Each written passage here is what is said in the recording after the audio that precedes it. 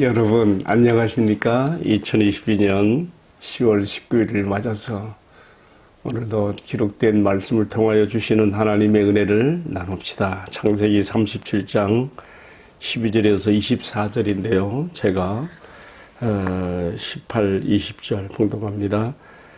요셉이 그들에게 가까이 오기 전에 그들이 요셉을 멀리서 보고 죽이기를 꾀하여 서로 이르되 꿈꾸는 자가 오는도다. 자, 그를 죽여 한 구덩이에 던지고 우리가 말하기를 악한 짐승이 그를 잡아먹었다 하자. 그의 꿈이 어떻게 되는지 우리가 볼 것이리라 하는지라. 자, 이어지는 말씀 23절입니다.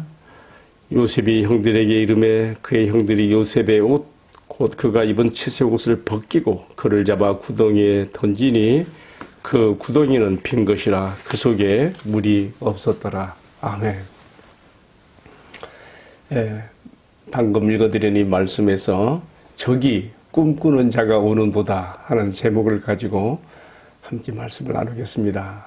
저기에 꿈꾸는 자가 오는도다. 여러분, 요셉이 가진 꿈은 자기의 어떤 개인적인 야망을 이루는 보통 우리가 흔히 말하고는 자기 비전, 자기 야망을 이루는 그런 꿈이 아니지요. 하나님께서 장차 하나님의 구속 역사를 어떻게 전개시킬 것인가에 대해서 요셉을 도구로 사용하시고자 하는 그러한 방편이요 수단으로서 이 꿈을 주신 것인데요. 꿈을 가진 사람은 핍박을 받게 되어 있습니다. 이 꿈 때문에 지금 요셉이 형들에게 시기와 질투, 미움을 받아서 이제 죽임을 당하는 위기 상황까지 몰리는 장면이 오늘의 말씀이지요. 오늘의 그 말씀에서요, 특별히 주목하게 되는 것은 37장 이전에는요, 야곱이라고 이렇게 호칭했던 이름이 여기서 이스라엘로 바뀌는 거예요. 어디서부터 바뀌었지요? 야복 광변에서 야곱이 아니라 다시는 야곱이라 부르지 말고 이제는 이스라엘이라고 새 이름의 호칭을 주셨지요. 새롭게 변화된 성화에 이제 깊이에 들어가고 있는 이스라엘, 야곱이 아닌 이스라엘의 모습을 13절에서도 이스라엘이 요셉에게 이르되, 또 14절에서도 이스라엘이 그에게 이르되, 그 야곱이라는 호칭이 이스라엘로 바뀌었다는 것에 대해서 우리가 주목할 필요가 있습니다.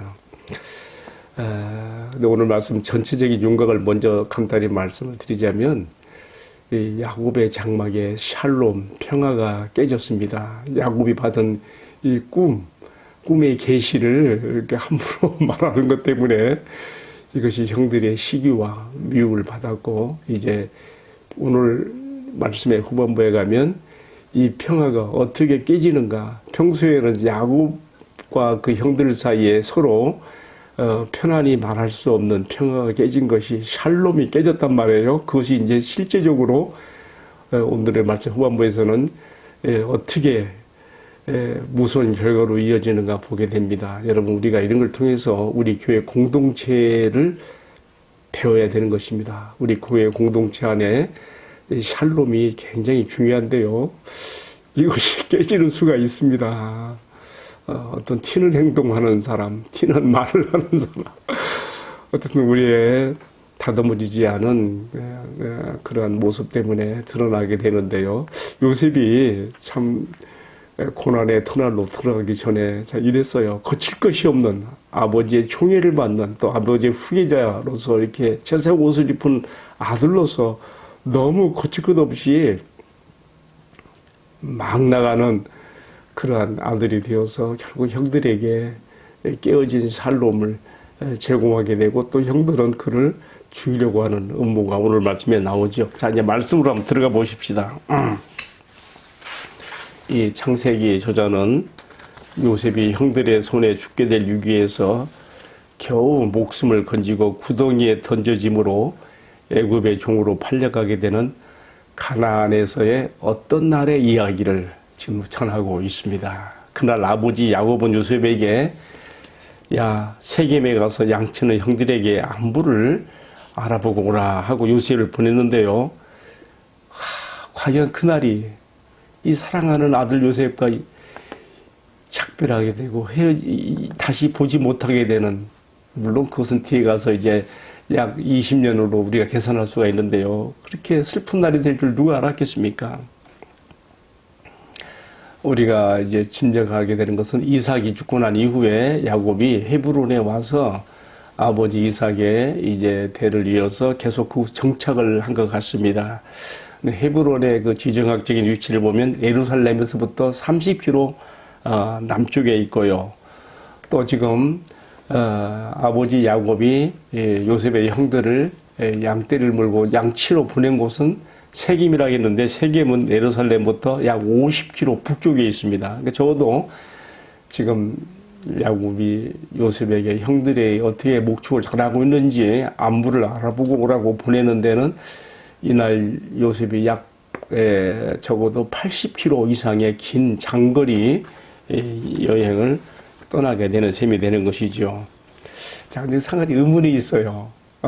왜 야곱의 아들들이 헤브론에서 왜 그렇게 먼 데까지 가서 목축을 하게 되었을까 하는 점입니다. 아마 가나안 남부 지역에 기근이 들어서 초목지대가 다 말랐기 때문에 그래서 이렇게 북쪽으로 그들이 간 것이 아닌가 생각을 해보게 되고요. 또 한 가지 또 여기서 우리가 주목하게 되는 것은요, 야곱은 요셉을 지금 세겜으로 보내면서 조심하는 것이 필요했습니다. 여러분, 세겜이 어떤 곳이에요? 뭐 성경학자들의 어떤 견해에 의하면 약 2년 전에 바로 이 세겜에서 야곱이 그 밧다람에서 돌아와서 벨렐로 가지 않고 세겜으로 빠져버리는 바람에 세겜에 장막을 지고 부동산을 사고 거기서 목축을 하면서 큰 화를 당하잖아요. 딸 지나가 강간을 당하는가 하면 그의 분격한 아들들이 세겜성을 공략하여 거짓으로 할례를 받게 하고 그들이 힘을 못 쓸 때 공략하여 큰 재화를 입힌, 생각하기도 싫은 그런 지역이 아니겠습니까? 근데 거기 가서 목축을 한다. 뭔가 앞뒤가 맞지 않는 것 같습니다. 정작 그래서 그랬는지 이 야곱의 아들들이 이 세겜에 와서 목축을 하려고 하다가 지난날에 그 기분 나쁜, 기억하기 싫은 그런 기억들이 떠올랐는지 야야야 우리가 여기서 그만하고 올라가자 해서 세겜에서 20km를 더 가면 도단이라는 곳이에요. 이제 그것으로 이제 떠난 것이죠. 근데 요셉은 지금 아버지의 보냄을 받아서 일단 세겜으로 왔습니다. 형들이 세겜에 있을 줄 알고 암만 찾아봐도 없어요. 방황하는 거예요. 그때 어떤 사람이 나타나서 방황하는 요셉에게 무엇을 찾고 있느냐 하면서 요셉이 형들의 그러한 진로를 모를 때에 도단으로 갔다는 정보를 주지요. 여기서 우리가 또 생각할 게 있어요. 이 어떤 사람이 누구일까? 누구일까요? 저는 이 말씀에서 무엇이 연상되는가 하면요, 야곱이 야복강에서 그의 가족들, 재산들 다 강을 건넌 다음에 홀로 강 북쪽에 남아서 방황하고 있을 때 마음이 괴롭고 고통스러움이 방황할 때 어떤 사람이 나타나서 야곱에게 씨름 기도를 걸어오지 않았습니까? 그 어떤 사람? 지금 세겜에서 방황하는 이 요셉에게도 지금 어떤 사람이 나타나서 정보를 주는 것입니다. 여러분, 이것이 우연한 것일까요? 그렇지 않습니다. 여기서 요셉이 너무 오래 시간을 지체하면 안 됩니다. 올라가야 돼요. 그래야지 나중에 하나님께서 지금 다 보고서 지금 하시는 거예요. 야곱이 이제 요셉의 형들에 의해서 구덩이에 던져지고 난 이후에 미디안의 낙타 상인들이 애굽으로 가는 도중에 바로 그곳을 지나가서 타이밍이 맞아야 되거든요. 우리는 여기서 세겜들에서 방황하는 요셉에게 시간 허비하지 아니하고 도단으로 가도록 이렇게 안내해 준 바로 어떤 사람에 대한 그 정체와 그 배경들을 이렇게 한번 생각해 보게 되는 것입니다. 자, 근데 요셉이 이제 그 어떤 사람의 정보를 받아서 도단으로 올라갔는데 뭐 좋은 채색 옷을 입었으니까 멀리서도 눈에 띈단 말이에요. 그 형들이 알아보는 거예요. 야, 저기에 꿈꾸는 자가 오는도다. 제가 오늘 말씀의 제목을 꿈꾸는 자가 온우다라고 했는데요. 그렇습니다. 뭔가 하나님 앞에 특별한 것을 받은 사람, 특히 꿈의 비전을 가진 사람, 이렇게 좀 어려움을 당할 수가 있다는 것도 우리가 여기서 염두에 둘 필요가 있어요. 자, 그들이 이제 형들이 서로 의논합니다. 평상시 요셉이 자신의 꿈 얘기를 거침없이 하면서 형들의 비위를 건드렸거든요. 자존심을 상하겠거든요. 그래서 형들이 서로 말하는 것이죠. 야, 저놈을 우리가 오늘 잡아서 죽이고 그의 채색 옷은 수염소에 피를 묻혀서 아버지에게 가져가며 아무래도 악한 짐승이 찢어 먹었는가 보다라고 우리 오늘 20절에 나오는 말씀이죠. 그렇게 말하면서 무엇 때문에 이렇게 하는가를 보여줬어요. 그게 뭐예요? 20절 하반절에 보면 그의 꿈이 어떻게 되는지를 우리가 볼 것이니라. 와, 여러분 여기서 뭐 느끼는 거 있지 않습니까? 요셉의 형들이 이렇게 요셉을 죽여 없애서라도 요셉의 하나님께서 주신 꿈의 계시 그 말씀을 차단하고 없애려고 했지만은 그러나 우리가 미리 다 이 이야기에 우리가 다 기승전결을 다 알잖아요. 뒤에 가서 그럼에도 불구하고 하나님께서 이 말씀이 성취되게 하시잖아요. 자, 중요한 것은요. 바로 창세기 저자가 지금 여기서 우리에게 무엇을 지금 드러내고 있는가 하면요. 하나님의 언약에 깃들어 있는 야곱의 장막에서 자란 이 아들들이 얼마나 악한가. 아들 사이에 평화, 샬롬이 깨져 있는 그 모습. 혹시 오늘 우리 교회 공동체 모습 아닐까요? 그들 사이에 깨어진 이 평화, 이 샬롬 가운데서 자기들의 혈육을 죽이려고 하는 악한 마음까지도 가질 수 있는 그 악랄함이 여기서 드러나고 있으며 또 한 가지 그들 가운데 참 흐르고 있었던 시기와 질투와 분쟁과 또 하나님의 말씀에 대한 요셉이 말한 꿈의 계시에 대한 그 무시와 또 살해 의도 이런 모든 것들이 아주 복합적으로 드러나면서 우리에게 지금 창세기 저자가 무엇을 지금 말하고 싶은 것입니까? 무엇을요? 이렇게 하나님의 언약에 깃들어 있는 야곱의 장막에서 자란 자식들이지만 이렇게 사악함을 가지고 있는 그런 가운데서도 하나님은 그들을 선택하심에 그 가정을 야곱의 장막을 선택하심에 대해서 후회하심이 없으시며 그런 가운데서도 이 장막을 통하여 하나님의 구속 역사의 경륜을 이루어 가시는 하나님의 일하심을 계속해서 진행하고 있다는 점에서 우리가 놀라게 되는 것이지요. 자, 오늘의 말씀에서 불행 중 다행인 것은요. 야곱의 아들들 가운데 맏아들 맏형 장자 맏형인 루벤의 그나마 그 동정심이 요셉을 죽을 위기에서 살리지요. 루벤이 어떻게 보면 제일로 요셉에 대해서 적개심을 가지고 시기 질투하며 미워해야 될 사람이에요. 왜냐하면 지금 야곱이에요. 요셉에게 채색 옷을 입히고 총애하며 그의 후계의 구도로 삼았다는 것은요. 완전 서열을 무시한 거 아닙니까? 사실은 장자인 서열상 장자인 루벤이요. 가져야 될 권한을 골린 것이죠. 그러나 그것이 요셉에게 갔어요. 첫 번째 아들에게서 11번째 아들로 간 거예요. 근데 루벤이 그 마음속에 아버지 야곱을 생각하는 마음이 있는 거예요. 이 아들이 죽고 나면 얼마나 아버지가 슬퍼할까.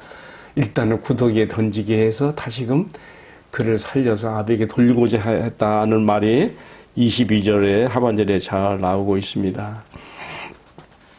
그래서 일단은 어떻게 됩니까? 그 참 광야 그 들판 구덩이에 던지면 거기서 죽는 거예요. 오늘 말씀을 보게 되면 이제 마지막 9절 24절 하반절에 보면 그 속에 물이 없었더라 그랬거든요.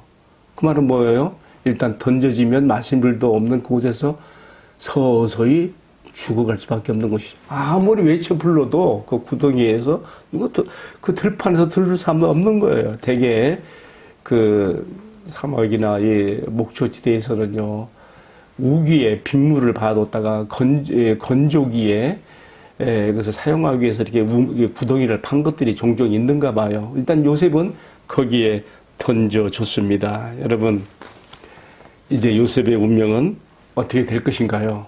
이제 우리가 이어지는 내일의 말씀에서 살펴보기로 하고요. 오늘의 말씀은요, 제가 앞에서 잠깐 언급했습니다만은 창세기 저자가 지금 이 말씀을 기록하고 있는 의도, 어떤 흐름을 가지고 지금 이 말씀을 기록해 나가고 있는가 우리가 한번 보는 거예요. 창세기 저자는 야곱의 아들들 사이에서 일어나고 있는 이런 무서운 시샘과 질투와 하나님이 주신 꿈에 대한 무시와 비아냥과 또 혈육이라도 죽이려고 하는 무서운 그 의도가, 사리가 하나님의 언약이 들어있는 야곱의 장막의 아들들 사이에서 벌어지고 있다는 것을 여실히 드러냄으로써, 그럼에도 불구하고 하나님께서 이 야곱의 장막의 아들들을 장차 거룩한 이스라엘 12지파의 기초요 뿌리로 삼으시며 그 일을 지금 진행해 나가고 있다는 것에서 우리가 놀라게 되는 것이죠. 첫 번째로는 하나님께서 지금 야곱을 다루시는 거예요. 야곱이 이스라엘이 됐으니까 이 말하면 되지 않았을까요? 그렇지 않습니다. 우리가 이어지는 내일의 말씀에 보면 야곱의 일생일대의 가장 큰 슬픔, 비극을 당하죠. 뭡니까? 아들들에 의해서 속는 거예요. 그래서 11번째 아들 요셉이 죽었다고 하는 비보를 접하고 거기서 망연자실, 슬픔과 비탄에 빠지면서 그의 마음이 제가 보기에는 야곱의 일생 가운데 성화의 결정적인 깊이에 들어가는 것이 이때가 아니었을 생각이 들어요. 한편 야곱의 아들들 역시 자신들도 이렇게 아버지를 속여먹고 동생을 팔아먹고 이런 와중에서 자신들의 그 죄악이 그들의 평생에 떠나지 아니하면서 그들을 자기 자신들을 돌아보는 계기가 되고 하나님께서 그들 역시 성화의 깊이로 다루심으로써 훗날 요셉이 애굽의 총리가 되어서 그들을 만나겠을 때 그들은 요셉이 총리인 줄 모르고 자기네끼리 하는 말이죠. 시므온을 절박해서 이렇게 불모를 잡아놓고 그들이 하는 말이, 우리가 동생을 그때 이렇게 해롭게 한 것 때문에 우리에게 이런 재앙이 미친도다. 그렇게까지 말하는 거 보면요, 그들은 평생에 자신들이 요셉에게 했던 그 일 때문에 고통을 안고 그 가운데서 하나님 앞에 깨어져 갔다는 것을 우리가 기억할 필요가 있는 것이죠. 여러분, 이제 오늘의 말씀을 마치겠습니다. 이스라엘의 거룩한 기초요 뿌리가 되는 12지파의 그 아들들의 이러한 악랄한 모습 가운데서도 여전히 하나님께서는 자신의 의뢰를 거두지 아니하시며 그들을 변화시켜 가셨다고 하는 점에서 오늘날 야곱의 영적 후손인 우리들에게도 이러한 동일한 은혜가 임하였고, 우리도 이 하나님의 무한 자비하신 주권적인 선택과 은혜로 인하여 우리가 우리 하나님의 자녀가 되고 그 나라의 백성이 되며 우리가 그 나라의 유업을 상속받는 자들이 되어지고 우리가 이 은혜와 축복 받았다는 것을 생각할 때에 오직 우리 주님의 이름만 높이 들리시며 영광 받으셔야 한다는 것을 오늘의 말씀에서 마음 깊이 새기게 되는 것입니다. 함께 기도하십시다. 사랑하시는 주님, 우리의 선함이나 의로움이 아닌 오직 주님의 택하심과 은혜로 우리가 새 언약의 자녀들이 되고 백성이 되었습니다. 우리에게 천국의 유업을 상속받는 자들이 되게 하시고 그리스도 안에서 우리에게 주신 온갖 신뢰가 은혜와 축복들을 감사드립니다.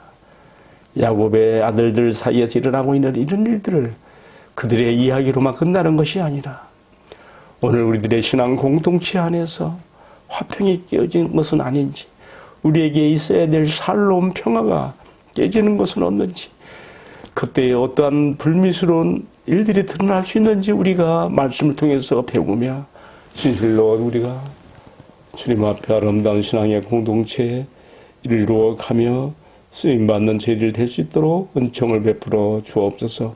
이 모든 말씀을 존귀하신 우리 주님 예수 그리스도의 이름으로 기원하옵나이다. 아멘.